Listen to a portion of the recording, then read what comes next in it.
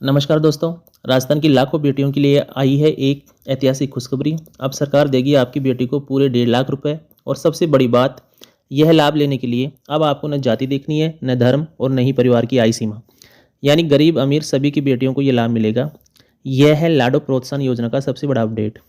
लाडो प्रोत्साहन योजना के तहत दिनांक 4 नवंबर 2025 को जयपुर के माहेश्वरी पब्लिक स्कूल के तक्षशिला ऑडिटोरियम में जयपुर एवं कोटपुतली बहरोड जिले के समस्त पीओज और सीबीओज के आमुखीकरण कार्यक्रम में साझा की गई लेटेस्ट अपडेट जानकारी इस वीडियो में हम जानेंगे। पूरी जानकारी के लिए वीडियो अंत तक जरूर देखें। राजस्थान की लाडो प्रोत्साहन योजना जो राजश्री योजना की जगह लाई गई है, इसको लेकर सरकार ने एक बड़ा बदलाव किया है। इस योजना का उद्देश्य अब किसी विशेष वर्ग जाति तक सीमित न रहकर राजस्थान में जन्मी हर बेटी को शिक्षा और सुरक्षा प्रदान करना है। इस मीटिंग में बताया गया है कि राजस्थान में प्रत्येक वर्ष लगभग 14 लाख बच्चों का जन्म होता है, जिनमें 6.5 लाख लड़की जन्म लेती हैं। इस तरह प्रतिकूल लिंगानुपात को कम करने के लिए अब सभी बच्चियों को इस लाभ के दायरे में लाया गया है। अब अमीर गरीब का कोई भेद नहीं है। आय सीमा, इनकम लिमिट खत्म कर दी गई है।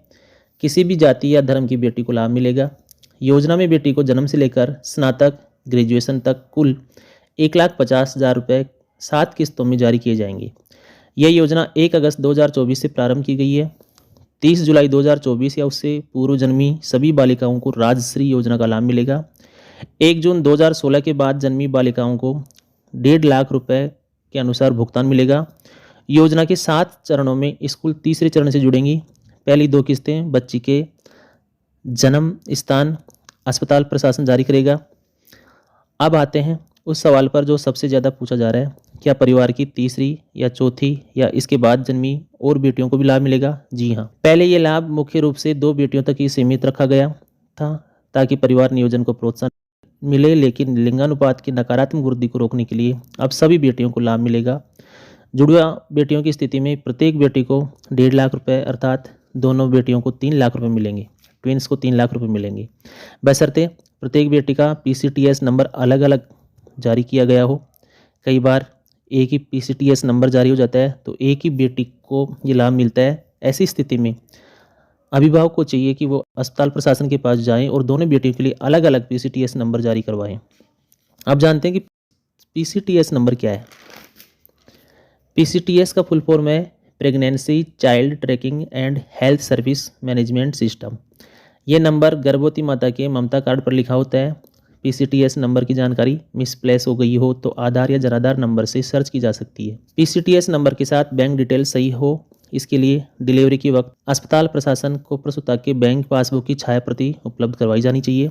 हालांकि कुछ पात्रता की शर्तें भी हैं जिनके अभाव में इस योजना का लाभ रुक सकता है। इन शर्तों की पालना की जानी चाहिए। शर्त नंबर 1, आधार कार्ड। भारत की नागरिकता का प्रमाण आधार कार्ड जरूर होना चाहिए। प्रथम 2 किस्तों के लिए माता यदि किसी कारण से जिंदा नहीं हो तो पिता का, दोनों नहीं हो तो दोनों के अभाव में लीगल गार्जियन का आधार कार्ड चलेगा। राजस्थान की नागरिकता के लिए जनाधार कार्ड। संस्थागत प्रसव की जानकारी के लिए हॉस्पिटल का डिस्चार्ज टिकट होना चाहिए। ममता कार्ड, PCTS नंबर हो। बालिका का जन्म राजकीय अस्पताल या जननी सुरक्षा योजना के तहत पंजीकृत निजी अस्पताल में ही होना चाहिए। संस्थागत प्रसव जरूरी है। प्रथम किस्त के लिए जन्म से 9 माह तक सभी आवश्यक टीकाकरण अवश्य करवाएं। यह किस्त 1 साल पर मिलनी है, अतः टीकाकरण अधिकतम 1 वर्ष की अवधि के भीतर ही अवश्य करवा लेनी चाहिए। सरकारी या निजी स्कूल का इस योजना में एक्शन तीसरी किस्त से प्रारंभ होता है, लेकिन यह किस्त तभी मिलेगी जब पहली व दूसरी किस्त मिल चुकी हो। पहली और दूसरी किस्त मिलने के बाद ही स्कूल प्रशासन का कार्य शुरू होता है। क्योंकि अब प्रवेश के समय बालिका की आयु 6 वर्ष की पूर्ण हो चुकी है, अतः बच्ची का आधार बनवा लिया जाना चाहिए और जनाधार में भी अपडेट करवा लिया जाना चाहिए। किसी कारण से या अभिभावक की उदासीनता से कोई किस्त समय पर नहीं मिली हो तो बाद में भी किस्तें प्राप्त की जा सकती है। अभिभावकों को क्या करना चाहिए, इस प्रश्न का उत्तर देखते हैं। अभिभावक आधार, जनाधार, PCTS नंबर और समय पर टीकाकरण का कार्य करवाएं। बैंक अकाउंट नंबर अपडेट रखें एवं टीकाकरण का इंदिराज ममता कार्ड में अवश्य करवाएं। समय समय पर जो टीके बच्चों को लगते हैं वो अवश्य लगवाएं। वैक्सीनेशन जरूर करवाएं। साथ ही एक कार्य और किया जा सकता है, ओजस पोर्टल से संकल्प पत्र डाउनलोड कर सकते हैं अभिभावक, जो OTP के माध्यम से ये कार्य करना होगा।